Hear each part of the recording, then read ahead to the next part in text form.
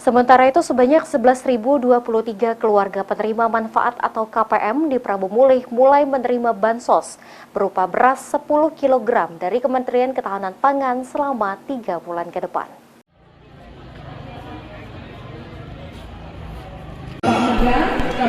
Sebagai upaya mengurangi kerawanan pangan dan menurunkan harga beras, Badan Pangan Nasional melalui Perum Bulog serta melibatkan pemerintah daerah menyalurkan bansos beras sebanyak 10 kg kepada 11.023 KPM di Kota Prabu Mulih. Wali Kota Prabu Mulih Ridho Yahya yang ditemui usai membuka program penyaluran cadangan bantuan pangan beras mengatakan pada tahap pertama sebanyak 110 ton lebih akan diberikan kepada 11.023 KPM.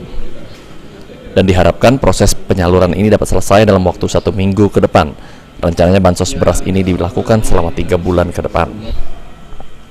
Ada bantuan dari kementerian atau dari pusat, yaitu data warga kita yang miskin kemarin, yang istilahnya data terpadu kesejahteraan sosial itu kan, dapat distribusi 10 kilo per bulan beras selama 1 bulan.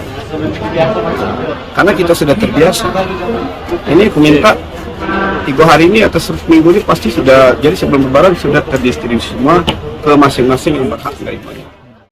Sementara itu, Kepala Dinas Ketahanan Pangan Kota Prabu Mulih Suranti menjelaskan bantuan beras akan disalurkan ke rumah masing-masing KPM oleh PT Pos Indonesia.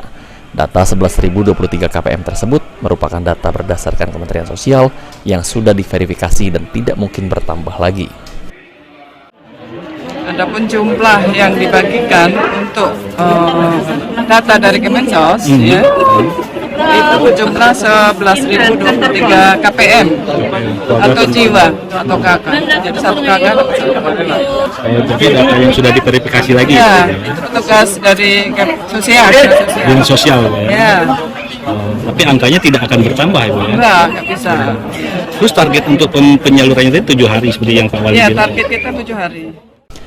Selain ditargetkan cepat tersalurkan, Ridho Yahya berharap Kepala OPD mengawasi kegiatan ini agar tepat sasaran dan tidak bermasalah. Beni Firdaus, PAL TV.